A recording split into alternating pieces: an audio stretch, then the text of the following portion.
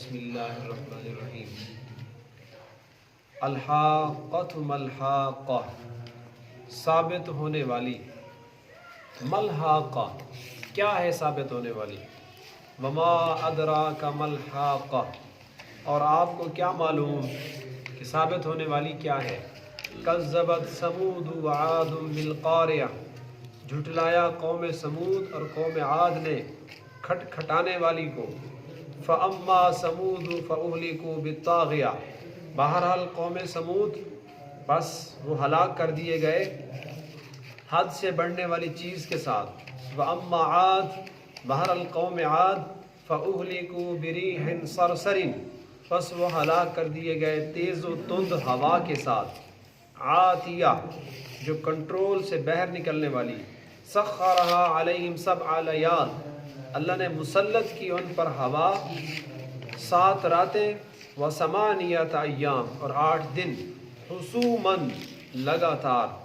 فَتَرَى الْقَوْمَ فِيهَا صَرْعًا، بس آپ دیکھیں گے ان کو، اس قوم کو اس بستی میں پچھاڑے ہوئے۔ كَأَنَّهُمْ أَعْجَازُ نَخْلٍ خَاوِيَةٍ، گویا کہ وہ کھجور کے تنے ہیں جڑ سے نکلے ہوئے۔ فَهَلْ تَرَى لَهُم مِّن بَاقِيَةٍ، بس کیا آپ ان میں سے کسی کو باقی دیکھ رہے ہیں؟ سورۃ الحاقہ کی پہلی 8 آیات کا آپ کے سامنے میں نے ترجمہ کیا ہے اور تلاوت بھی آپ حضرات نے سنی ہے۔ اس سے پہلے ہماری مسجد کے اندر سیرت کورس سے قبل سورۃ قلم تک درس قرآن ہو چکا تھا۔ آج سورۃ حاقہ کا درس قرآن ہونے لگا ہے۔ سورۃ الحاقہ، حاقہ کس کو کہتے ہیں؟ حاقہ، یہ قیامت کا ایک نام ہے۔ قیامت کے بہت سارے نام ہیں۔ قیامت کا ایک نام قیامت بھی ہے، اور قیامت کا ایک نام واقعہ بھی ہے۔ اذا وقعت الواقعہ، واقع ہونے والی۔ قیامت کا نام آزفہ بھی ہے، آزفت الآزفہ۔ قیامت کا ایک نام قاریہ بھی ہے، القاریعۃ ملقاریہ، کھٹکھٹانے والی۔ آپ کو کیا پتا کیا ہے وہ کھٹکھٹانے والی؟ اسی طرح قیامت کا ایک نام حاقہ بھی ہے۔ تو اس سورت کا نام سورۃ الحاقہ ہے، جو قیامت کا ایک نام ہے۔ اس کا معنی ہے ثابت ہونے والی چیز، یعنی قیامت بھی ان قریب ثابت ہونے والی ہے، اس کے ثابت ہونے میں، واقع ہونے میں کوئی شک نہیں ہے۔ اور اس سورت کے اندر اللہ تعالیٰ نے قیامت کی منظر کشی کی ہے، قیامت کے احوال بتائے ہیں، لوگوں کا کیا حال ہوگا۔ 2 قسم کے گروہ بن جائیں گے، کسی کو نام اعمال دائیں ہاتھ میں، کسی کو بائیں ہاتھ میں، یہ ساری تفصیل آگے آ جائے گی۔ تو سورۃ الحاقہ یہ مکی صورتوں میں سے ہے، اور اس کے 2 رکوع اور 52 آیات ہیں۔ سورۃ الحاقہ اترنے کے اعتبار سے 78ویں نمبر پر ہے۔ اس سے پہلے 77 صورتیں نازل ہو چکی تھی، 78 نمبر پہ یہ سورۃ الحاقہ نازل ہوئی۔ تو سورت کا آغاز قیامت سے ہوتا ہے، الحاقہ، ثابت ہونے والی۔ ملحاقہ، کیا ہے وہ ثابت ہونے والی؟ یہ ایک سوالیہ انداز ہے، جیسے ایک بندے کے پاس کوئی قیمتی چیز ہو اور وہ سامنے والے کو باور کرانا چاہتا ہو کہ بہت بڑی اہم اور مہنگی چیز ہے، پھر وہ سامنے والے مخاطب گاہک کو کہتا ہے تجھے کیا پتا یہ کتنی اہم ہے، تجھے کیا پتا اس کی کیا شان ہے؟ تو اللہ تعالیٰ نے بھی سوال کیا ہے، قیامت ثابت ہونے والی ہے، ملحاقہ، تجھے کیا پتا کہ وہ ثابت ہونے والی کیا ہے، کیسے ثابت ہوگی، کیسے آئے گی، آپ کو نہیں علم۔ وما ادراک ملحاقہ، اور آپ کو کیا معلوم کہ وہ ثابت ہونے والی کیا ہے، کتنی ہولناک ہوگی قیامت۔ آگے اسی صورت میں اللہ نے بیان بھی فرمایا فَإِذَا نُفِخَ فِي الصُّورِ نَفْخَةٌ وَاحِدَةٌ، ایک نفخہ پھونکا جائے گا، ساری دنیا ملیا میٹ ہو جائے گی، سب کچھ ختم۔ تو اللہ تعالیٰ اہمیت بٹانا چاہتے ہیں، وما ادراک ملحاقہ، تمہیں کیا پتا قیامت کیا ہے، قیامت کی ہولناکیاں تم نے نہیں دیکھی۔ کذبت ثمود وعاد بالقاریہ، آگے اللہ تعالیٰ نے 2 قوموں کا ذکر فرمایا کہ 2 قومیں ایسی گزری ہیں جن کو اپنی طاقت پہ ناز تھا، جو اپنے غرور تکبر کی وجہ سے قیامت کو بھی انہوں نے جھٹلا دیا۔ کذبت ثمود، جھٹلایا قوم سمود نے، وعاد، اور قوم عاد نے، بالقاریہ، قیامت کو۔ قوم سمود، قوم عاد کون تھی یہ؟ تھوڑا تھوڑا ہم ان کا تعارف جانیں گے۔ قوم سمود یہ عرب کے اندر ہجر کے علاقے میں رہتی تھی۔ ہجر جو خیبر اور تبوک کے درمیان میں ایک علاقہ ہے، وہاں یہ قوم آباد تھی، قوم سمود۔ اس کی طرف اللہ تعالیٰ نے اپنے پیارے پیغمبر حضرت ہود علیہ السلام کو، حضرت صالح علیہ السلام کو بھیجا تھا۔ قوم سمود کی طرف حضرت صالح علیہ السلام کو بھیجا تھا، اور اس قوم کے پاس طاقت بہت تھی۔ قوم سمود اتنی طاقت تھی، اندازہ لگائیں، چٹانوں کو تراش تراش کے اس میں اپنے گھر بناتے تھے۔ چٹان، پتھر، بڑے بڑے پہاڑ، 200 سال، 300 سال تک گھر بنانے میں لگ جاتے تھے۔ نسلیں اس گھر کو بناتی رہتی تھیں۔ تو چٹانوں کو تراش کے اپنے گھر بناتے تھے یہ لوگ، اکثر پہاڑوں میں رہتے تھے، بڑا زور، بڑی طاقت تھی ان کے پاس۔ حضرت صالح علیہ السلام آئے، انہوں نے ان کو توحید کی دعوت دی کہ اللہ ایک ہے، شرک چھوڑ دیں، رسالت کی دعوت دی، قیامت کا تذکرہ کیا کہ تم لگے ہو ہر وقت یہ گھر بنانے میں، 200 سال، 300 سال لگ جاتے ہیں گھر بنانے میں، ضرورت کے گھر بناؤ، زیادہ ٹائم اس پہ مت لگاؤ، اس میں اتنا پیسہ اور اتنا ٹائم لگا رہے ہو، قیامت کو تم بھول گئے ہو۔ تو ان لوگوں نے قیامت کا انکار کر دیا۔ کیا ہوتی ہے قیامت؟ قیامت کو سرے سے ہی جھٹلا دیا۔ ان کے پاس طاقت تھی، ان کو اپنی طاقت پہ، اپنے زور کے اوپر ناز تھا، غرور اور گھمنڈ تھا، قیامت کو جھٹلا دیا۔ کہنے لگے اچھا اگر آپ ہو سچے، قوم سمود کہہ رہی ہے اپنے نبی حضرت صالح علیہ السلام، اگر آپ سچے ہو نا تو یہ جو پہاڑ ہے، اس پہاڑ کی یہ جو چٹان ہے، اس سے ہمیں ایک اونٹنی نکال کے دکھاؤ۔ اگر پتھر سے اونٹنی نکل آئے نا، پھر ہم آپ کو مان لیں گے۔ قوم سمود نے مطالبہ کیا تو حضرت صالح علیہ السلام نے سمجھایا، دیکھو معجزہ جو ہوتا ہے نا، معجزہ وہ نبی کا ذاتی اختیار میں نہیں ہوتا۔ جب اللہ چاہتا ہے کسی کے ہاتھ پہ اللہ اپنا معجزہ ظاہر کر دیتا ہے۔ تو اگر میں اس پتھر سے اونٹنی نکال دوں پھر ایمان لے آؤ گے؟ سب نے کہا مان لیں گے۔ تو حضرت صالح علیہ السلام نے اس چٹان کے اوپر ہاتھ مارا اور اللہ سے دعا کی، پتھر سے اونٹنی نکل آئی، گابن اونٹنی جو بہت قیمتی سمجھی جاتی ہے۔ لیکن ان لوگوں نے حضرت صالح علیہ السلام کو مانا پھر بھی نہیں، اللہ کے اوپر ایمان پھر بھی نہیں لائے، اور کہا یہ تو کوئی جادو ہے، یہ تیرا کوئی کرتب ہے۔ حتیٰ کہ بعد میں وہ ناقۃ اللہ، جس کو اللہ نے قرآن مجید میں کئی جگہ ذکر کیا، ناقۃ اللہ وسقیاہا، وہ اللہ کی اونٹنی تھی، بعد میں ان بدبختوں نے اس کے پاؤں بھی کاٹ دیے۔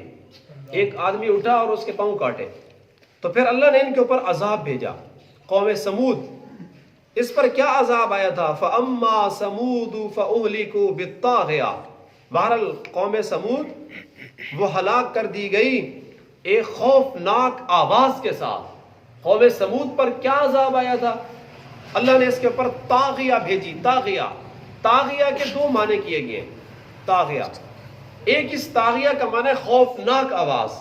جبرائیل امین تشریف لائے جہاں یہ قوم آباد تھی، انہوں نے خوفناک، ہیبت ناک، ڈراؤنی آواز نکالی، سب کے کلیجے پھٹ گئے۔ جو چٹانوں کو تراشتے تھے، پہاڑوں کو تراش کے گھر بناتے تھے، اتنی طاقتور قوم، جبرائیل امین کی خوفناک آواز سے سارے مر گئے۔ اور دوسرا ترجمہ طاغیہ کا مفسرین نے کیا ہے زلزلہ، کہ اللہ نے ان کے اوپر ایک زلزلہ بھیجا تھا۔ یہ چٹانوں میں گھر اس لیے بناتے تھے کہ اگر باہر گھر بنائیں گے نا، زلزلہ آئے گا، مکان گر جائے گا، تو چلو چٹان کے اندر گھر بنائیں گے، زلزلے کی وجہ سے ایک لمبی چٹان ہوتی ہے، سارے کمرے رہائش اسی میں ہوگی، زلزلہ آئے گا ہمارے مکان گریں گے نہیں۔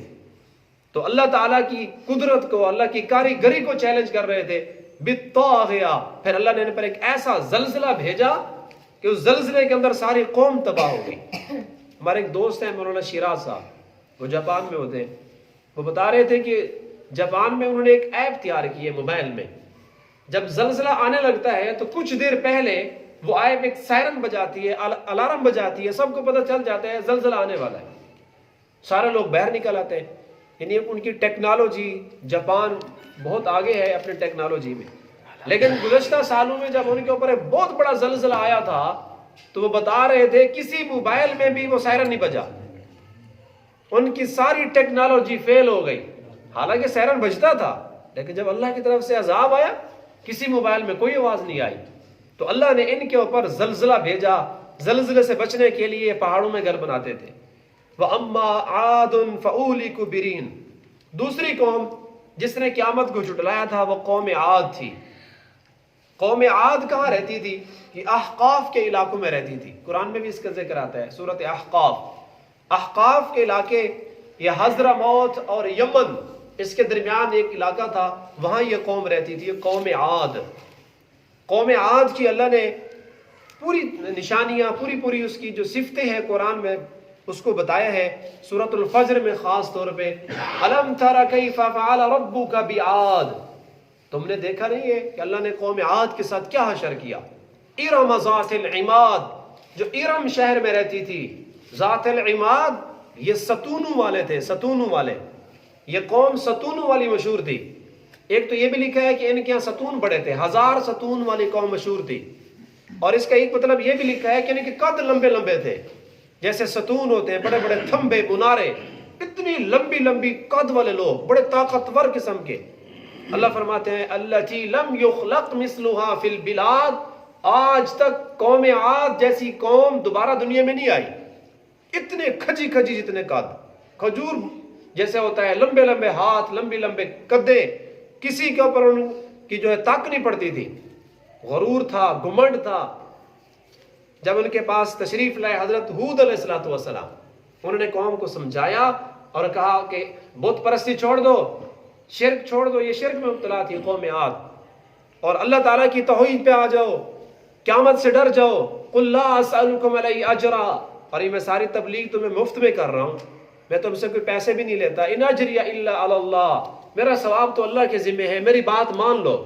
تو قوم عاد نے حضرت ہود علیہ السلام کو جھٹلایا، اس کی تکذیب کی، ان کی تبلیغ کے اوپر جو ہے ایمان نہ لائے، فَأُهْلِكُوا بِرِيحٍ صَرْصَرٍ عَاتِيَةٍ، تو ان کو سب سے پہلے حضرت ہود نے یہ کہا کہ دیکھو اگر تم اللہ کے اوپر ایمان نہیں لاتے نا، سب سے پہلا عذاب اللہ کا تمہارے اوپر یہ آنے والا ہے کہ قحط سالی ہو جائے گی۔ انہوں نے کہا ہوتی ہے تو ہو جائے، ہم نہیں مانتے اللہ تعالیٰ کو۔ تو 3 سال تک اس قوم کے اوپر بارش کا ایک قطرہ بھی نہیں برسا، اور یہ بارانی علاقے تھے، سارا ان کا گزارا بارش پہ ہوتا تھا۔